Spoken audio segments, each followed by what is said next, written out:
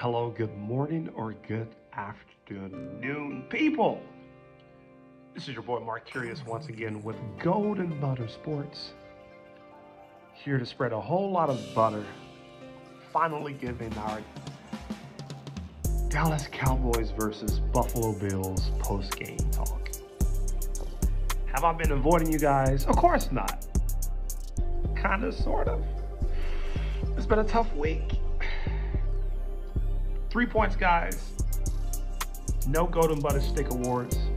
Frankly, no one deserved any accolades after such an atrocious chastisement, backside beating, shellacking that was experienced this past Sunday.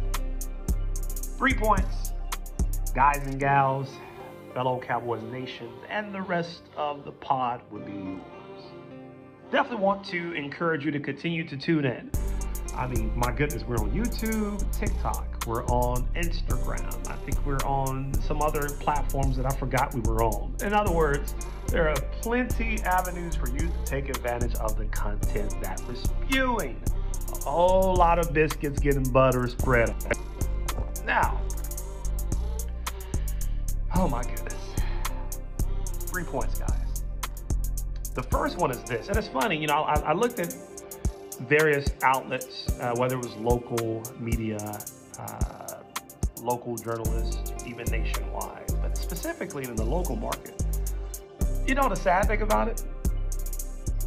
All of our points line up to be very similar. I mean, we're all literally saying the same thing. Why is that sad? Because it's true. There are some glaring holes within this team. Don't even get me started organizationally speaking. That's not a word added to the dictionary. Anyways, case in point. So we committed 9, not 8, 7, 6, 5, 4, 3, 2, 1, or even 0, for goodness sake.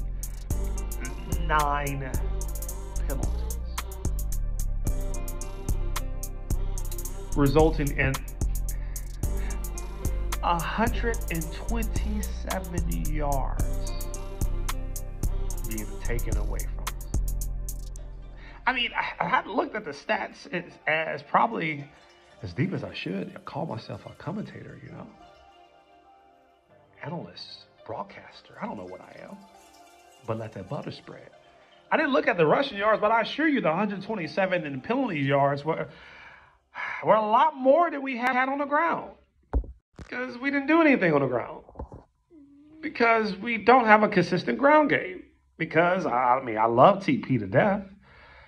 Forgive me, Dallas, I love you. I'm a native Dallasite, Dallasonian, whatever they call us. But Memphis does have the best barbecue. But yet, football-wise, TP is not Ezekiel Elliott. I know he's a lot more athletic. I know he's a little bit younger. A little bit more nimble. But yet, he doesn't have the bricks in the pants to be and Ezekiel Elliott. Again, that's a whole other discussion. I'm going to leave that alone for right now. But we need to talk about that. Our running game is atrocious at best. I said it. I don't care. It's the truth. Back to these penalties, though. 9 penalties. 127 yards. Frankly, we lead the NFL in penalties. Great job. We them boys, right? That's African for, come on, man.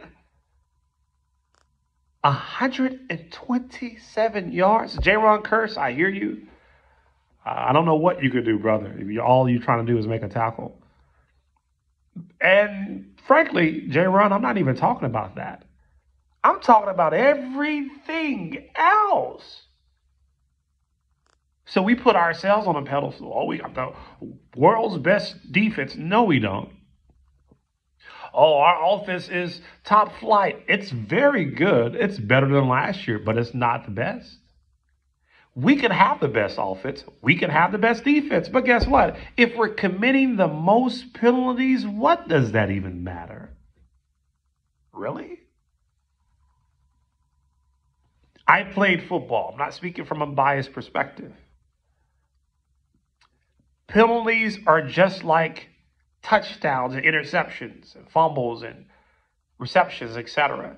It's an action that's done by way of the byproduct of a choice. I have made a choice to catch the ball, to juke out the players, to make the touchdown, to run faster than everybody else. Well, sorry, but penalties are the same. It's a choice. You can say I can accidentally held the person. No, if I decide I'm going to hold this person's jersey to prevent him from sacking my quarterback, guess what? That's a choice I made. So why are we choosing to make the penalties that we're making? Well, Marcus, you're not giving grace. You're not being considerate of the fact they're playing football. I play football, man. To grab somebody's face mask, that's a choice. What were they trying to? I'm not saying they're being malicious and trying to commit the said penalties that they're committing. I assure you, I'm not saying that at all. That's not my stance. What I'm saying is this: we can make more of a consistent, conscious choice not to make the repetitive penalties that we make. We can't say that we can't, Dallas Cowboys organization. Why? Because look at the other organizations throughout the entirety of the NFL who has less penalties on a game-by-game basis than we do. They're NFL teams just like us. They have an owner, GM, vice president, blah, blah, blah, just like we do. Head coach, etc. Individual coaches, just like we do. But yet, I'm going to leave it alone. I mean, again, we have a potent offense, a stifling defense. Brandon Aubrey is the best kicker in the league as a rookie. My goodness. But week upon week upon week upon week, we shoot ourselves in the foot and laugh at the hole that has blood gushing out of it. I'm going to digress with that point. I'm going to leave that alone. But I'm just saying, we got to get this fixed. I am tired of crying in the shower since 90-something. I'm 40 years old. I'm a diehard Cowboys fan to a fault, if you ask me at times. I'll leave that alone. Next point. And I do want to say this. I have to say this. D-Law, I love you, but roughing the passer, that was your choice. Sam Williams, I love you, but roughing the kicker, that was your choice. Both of those resulted in touchdowns. We can say what we want to say, but until we fix these problems, it's like any other type of work that we do. Go to your job and be late intentionally or make a choice to be late. Guess what? They're going to make a choice to give you a pink slip. I'm going to move on. Now, next point. And I said this next point in my pregame pod. Hey, 3 things the Cowboys need to do to win a game. Whoa! And I had text upon people reaching out to me saying, hey, the Cowboys are going to get drunk today. And I was the homer and the biased individual. No, they won't. I love my team. With pie crust and pie dripping off my face, I had to go back and admit the honest truth. Speaking of honest truth, let's deal with this. Our run defense is laughable at best. They say the mantra is to rush the pass rusher or to rush the passer, the quarterback. It's a privilege. You have to earn the privilege. Well, guess what? We haven't been rushing the passer, and we definitely been working on the privilege to rush the passer, i.e. stopping the run. I don't know what it is. So is it the makeup of our team, or is it the forethought that, hey, we get D tackles that don't have backsides, big booties, overweight issues like the Eagles do. They lost Hargraves that picked up Jalen Carter. We picked up Mozzie Smith, and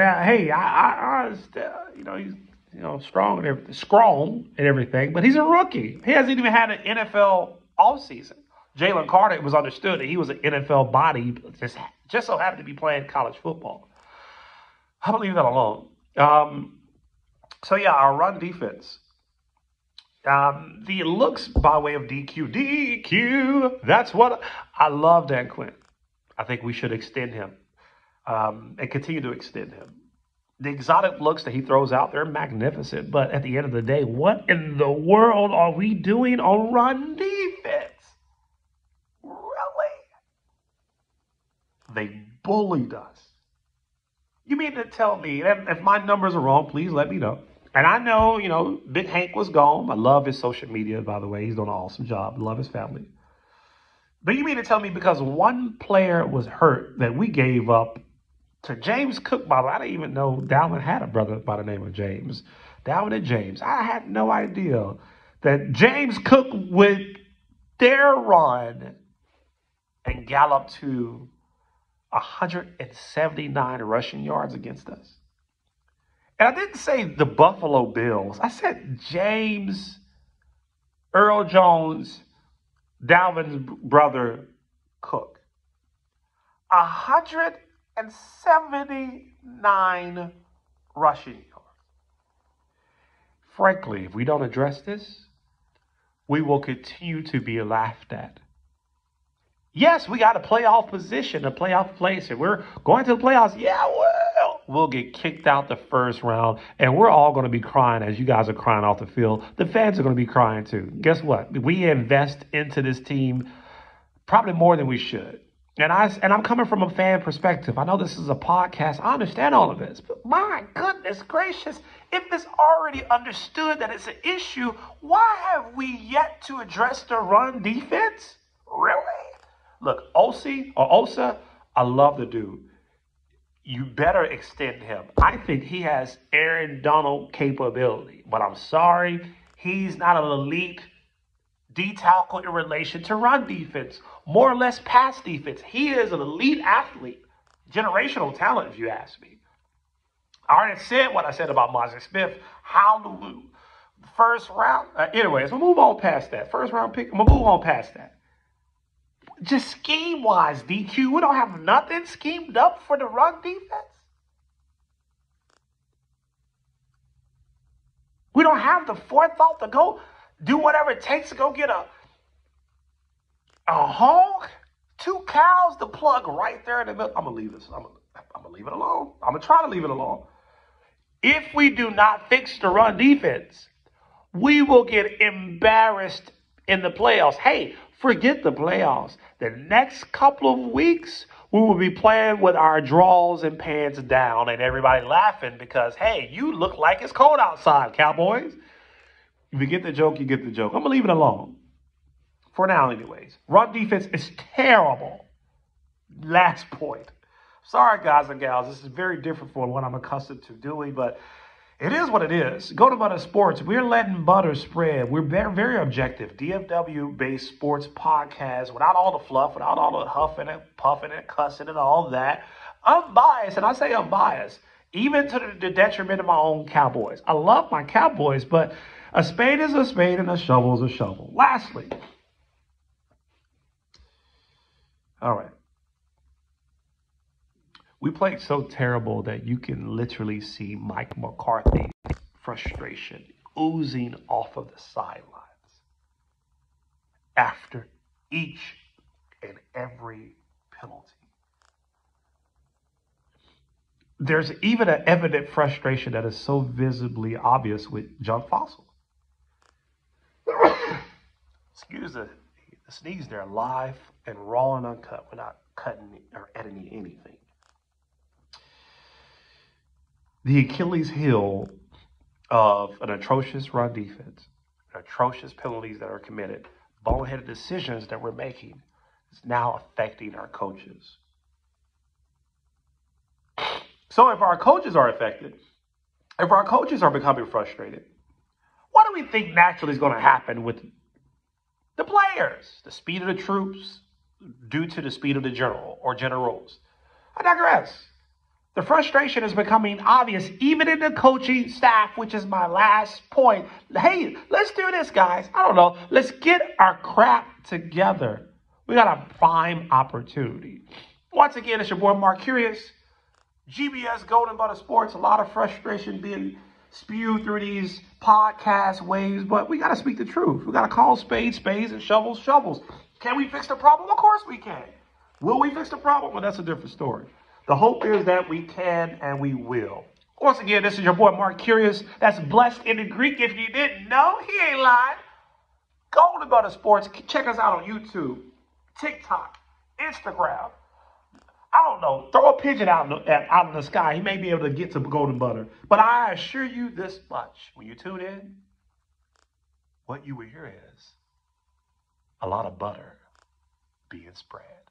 Guys and gals, continue to have yourself a wonderful day. If I don't talk to you before the holiday season, have a safe and wonderful holiday season. We the boys. Go to Butter Sports. Let that butter spread. Let's get